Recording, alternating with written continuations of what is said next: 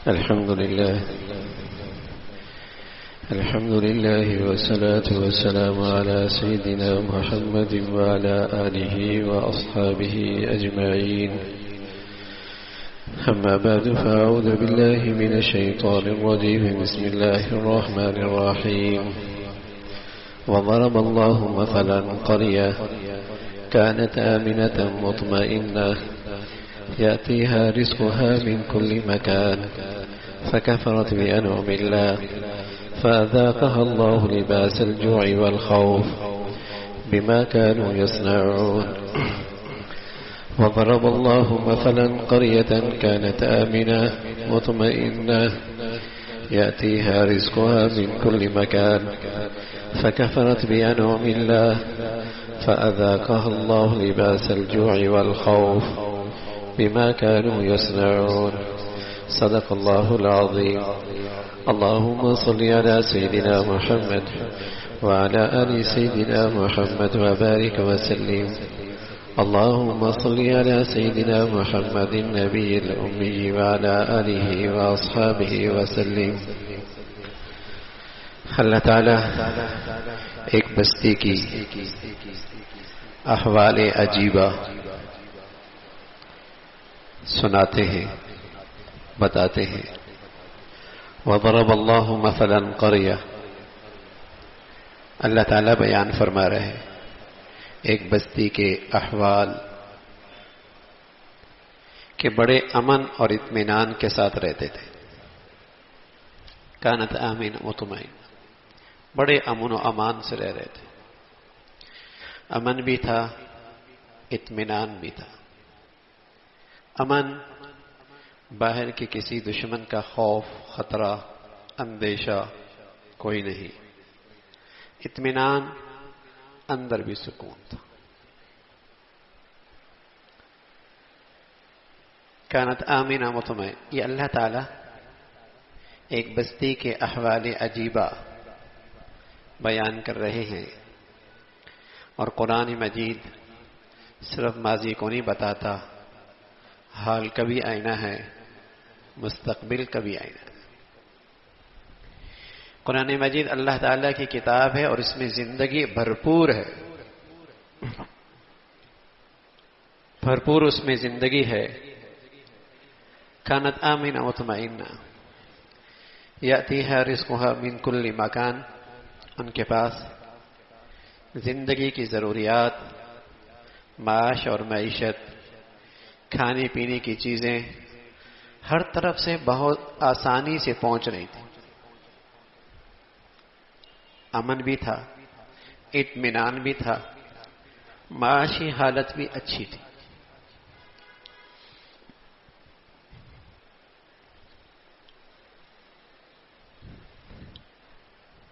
سنتالیس 77 سال پہلے جب یہ ملک آزاد ہوا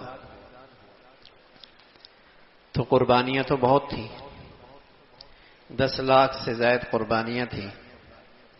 لیکن اللہ نے خزانوں سے بھری ہوئی سرزمین، اس کی آزادی کا تحفہ عطا فرمایا. سمندروں میں خزانے، دریاؤں میں خزانے، پہاڑوں میں دفینے، سرسبز اور زرخیز زمینیں. اور جب یہ ملک آزاد ہو رہا تھا تقریباً 12 کروڑ کی آبادی،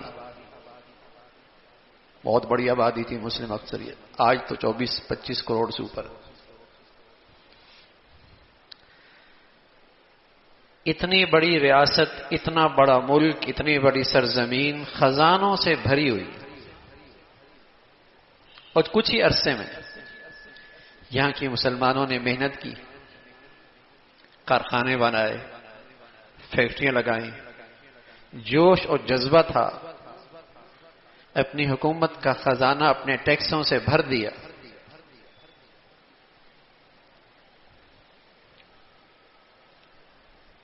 ماحول بنا. یہاں کا کوئی بچہ مقروض نہیں تھا. یہ آزاد خطہ تھا، آزاد ملک ملا تھا.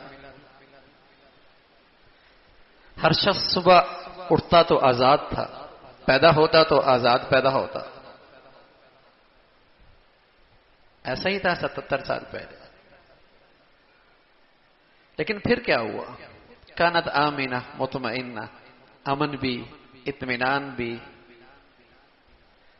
معاشی لحاظ سے بھی یہ ساری سہولتیں میسر تھیں. فکفرت بانعم اللہ، اللہ کی نعمتوں کی ناشکری کی، اللہ تعالیٰ کی نعمتوں کی ناشکری. آزادی کی نعمت کی قدر نہیں کی. جس مقصد کے خاطر یہ آزاد خطہ ملا تھا، بتائیے یہ ملک اقتدار کے لیے کیا اتنی بڑی قربانی دی گئی تھی کہ ہمیں یہاں اقتدار مل جائے گا؟ یہ تو اس لیے اتنی بڑی قربانیاں مسلمانوں نے دی تھی کہ یہاں ہم ایک اسلامی معاشرہ قائم کریں گے،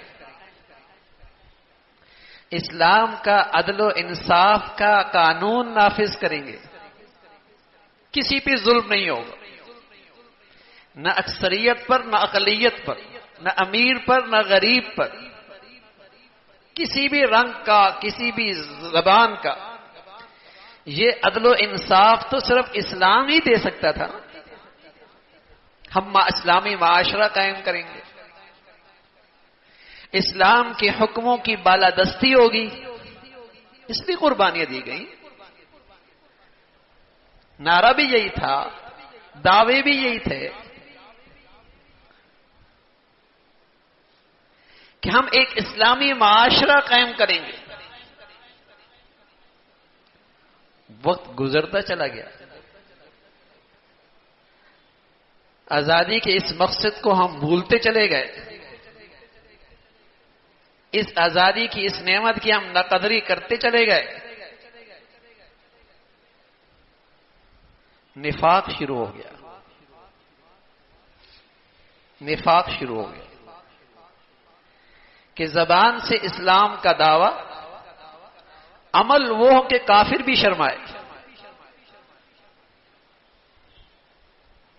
افراد میں، اشخاص میں، حکمرانوں میں، رعایا میں، ماتحتوں میں، اوپر والوں میں یہ گناہ جڑ پکڑ گیا کہ کہتا کچھ ہے کرتا کچھ ہے.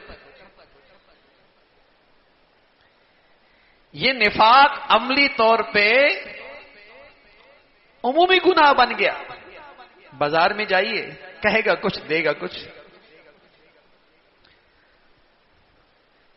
دکان پہ جائیے، کسی ادارے میں جائیے، دعوے دیکھیے، اعلانات دیکھیے، عمل دیکھیے.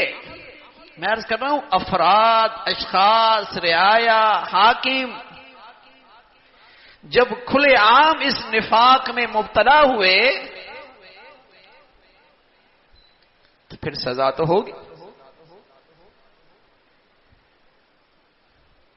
پھر یہ ذلت اور رسوائی جو آج جس سے ہم دوچار ہیں، یہ اسی نفاق کی سزا تو ہے. اللہ نے تو اس عظیم سلطنت کی شکل میں بہت بڑا انعام اور تحفہ دیا تھا، اور خزانوں سے بھری ہوئی سرزمین. دنیا میں ایسے خطے اکا دکا ہو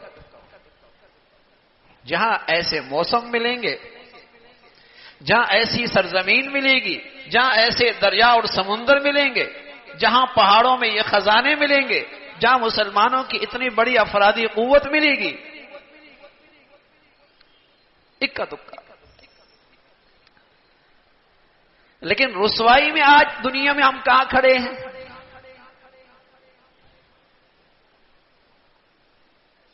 قرآن مجید تو ہماری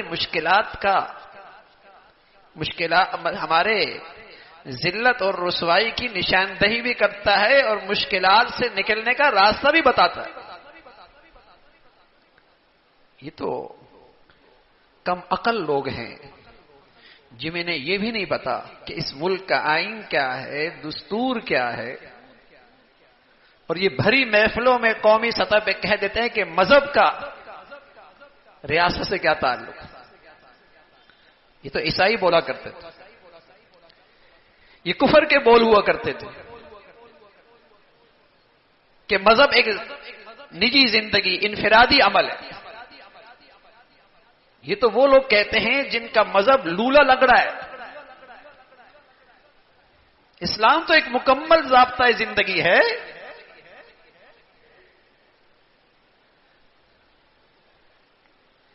یعنی اس سطح تک اس عوام کی ذہنی کیفیت گر چکی ہے کہ سنتی بھی ہے اور ڈنکے کے چوٹ ایسی مخلوق بیٹھی ہوئی ہے.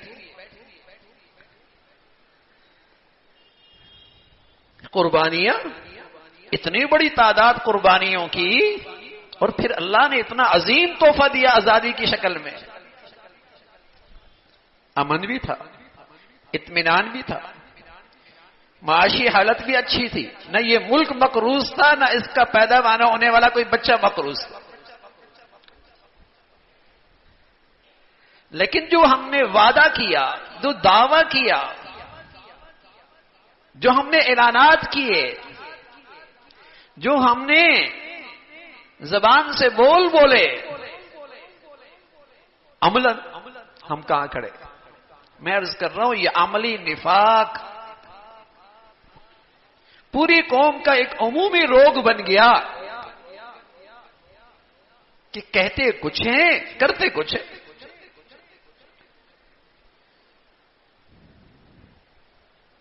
بولتا کچھ ہے، کہتا کچھ. حالانکہ اللہ کے نبی صلی اللہ علیہ وسلم فرمایا کرتے تھے مومن کے اندر تو یہ ہو ہی نہیں سکتا، مسلمان کے اندر تو یہ ہو ہی نہیں سکتا کہ مسلمان ہو اور ایسی غلط بیانی.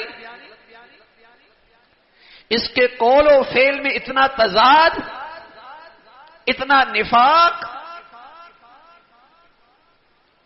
لیکن ایک عمومی فضا، یہ گناہ رچا بسا ہے کہ بناتا کچھ ہے اور کہتا زبان سے کچھ ہے، بیچتا کچھ ہے، زبان سے کہتا کچھ ہے. عمومی گناہ. تو پھر اس شامت اعمال کا نتیجہ ہے نا، اس شامت اعمال کا نتیجہ ہے کہ اس سے بڑے مسخرے مسلط ہو جائیں گے. شامت اعمال کا نتیجہ. فکفرت بانعم اللہ. قرآن تو آئینہ ہے، قرآن تو ہماری مشکلات کی نشاندہی کرتا ہے، رہنمائی کرتا ہے. تم کھڑے کہاں ہو؟ اللہ تعالیٰ بیان کرتے ہیں وَضَرَبَ اللَّهُ مَثَلًا قَرْيَةً، ایک بستی کے احوال عجیبہ بیان کرتے ہیں اللہ تعالیٰ. كَانَتْ آمِنَةً مطمئنہ، امن سے تھے، اطمینان سے تھے.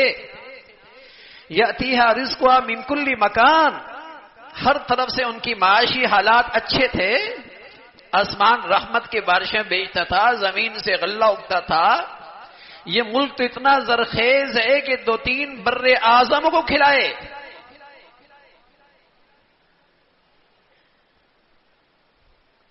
اتنی زرخیز خطہ اللہ نے دیا تھا، جھولی میں دیا تھا.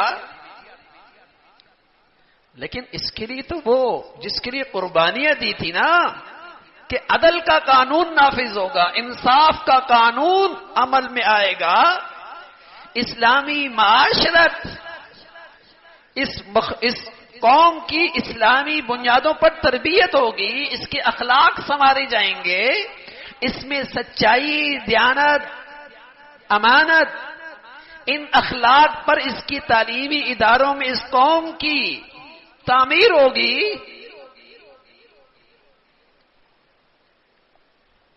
ہم آزادی بناتے ہیں، جھنڈے بھی لہراتے ہیں، خوشی کا اظہار بھی کرتے ہیں، لیکن وہ بھولا سبق یاد نہیں کرتے کہ جس کے لیے یہ آزادی ملی تھی. بلکہ اب تو آزادی کے عجیب انداز ہیں کہ ہر چیز سے آزاد، اپنے اقدار سے، شرم و حیا سے، اسلام کے ضابطوں سے، ملکی قوانین سے، اپنے مشرقی اقدار اور اطوار سے، اپنے بڑوں کی رہن سہن، سب سے آزاد کہ بھائی آزادی کا دن، یہاں سب کچھ کرنا ہے. تجدید عہد کا دن تھا کہ ہم سوچتے کہ ہم 77 سال پہلے کہاں کھڑے تھے اور آج کہاں کھڑے. عرض کیا تھا کہ 77 سال پہلے ہم ایک قوم تھے، اب کیا ہے؟ اب لشکر ہیں، ہجوم ہے، گروہ ہیں، تقسیم ہے، نفرت ہے، عصبیت ہے، لسانیت ہے، فرقہ واریت ہے. قوم کہاں رہی؟ لیکن وہ کیا روح تھی جس نے ساری قوم کو ایک طاقت بنا رکھا تھا؟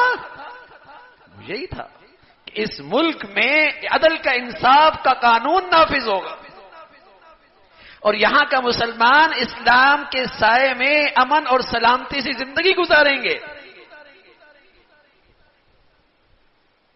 اللہ کریم کہہ رہے ہیں فکفرت بانعم اللہ، نعمتوں کی ناشکری کی، نعمتوں کی ناشکری کی، احسان فراموش بنے. نعمتوں کی ناشکری کی، احسان فراموش بنے. نفاق سے کام لیا، کہا کچھ دعوے، کچھ اعلانات، کچھ.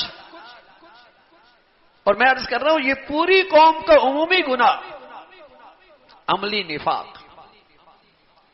چند برے لوگ پوری قوم کو خراب نہیں کیا کرتے جب تک کہ قوم کا اپنا مزاج خراب نہ ہو. چند برے لوگ پوری قوم کو نہیں خراب کیا کرتے جب تک کہ عمومی مزاج خراب نہ ہو. اگر چند برے لوگ اچھے لوگوں میں آ جائیں تو ان کا دم گھٹنے لگ جائے. گھر کے سارے لوگ اچھے ہوں اور ایک برا ہو تو بتائیے اس کو جی چاہے گا، اس کا دم گھٹے گا. لیکن برے اور برائی وہاں پھلتی پھولتی ہے جہاں اسے داد ملتی ہے، جہاں اس کی حوصلہ افزائی ہوتی ہے، جہاں اس کو پروٹوکول ملتا ہے، جہاں اسے توانائی اور غذا ملتی ہے، وہ طاقت پکڑتی ہے برائی. عمومی نفاق ہے کہ وہ اسلامی معاشرہ، اسلامی اقدار کے مطابق اپنی نسلوں کی تربیت ہم نے کوتاہی کی. فکفرت بانعم اللہ، اس آزادی کی نعمت کی ناقدری کی. اللہ نے آزادی دی تھی، ہم اپنے بچوں کی صحیح بنیادوں پہ تربیت کر سکتے تھے. ہم اپنا لین دین عدل و انصاف، دیانت اور سچائی پہ کھڑا کر سکتے تھے. ہم اس مزاج کو اور اسلام کی اس فروغ کو آگے بڑھا سکتے تھے. اور قومی سطح پہ ہمارے لیے اسلام اور اسلام کے قوانین ہمیں اپنی جان سے زیادہ عزیز ہوتے، قدر نہیں کی. اس آزادی جیسی دولت کی قدر نہیں کی. اللہ میاں پھر کیا سزا آئی؟ اور تیری سنت ہے کہ جب نعمتوں کی ناشکری ہوتی ہے تو نعمتیں یا تو چلی جاتی ہیں یا نعمتوں کی برکتیں ختم ہو جاتی ہیں. یہ اللہ کا وعدہ ہے، لئن شکرتم لازیدنکم، شکر کرتے رہو گے بڑھتی رہیں گی، ناشکری کرو گے میرا عذاب آئے گا. اس ناشکری اور ناقدری، اس شامت اعمال کا عذاب آیا. فکفرت بانعم اللہ، نعمتوں کی ناشکری کی.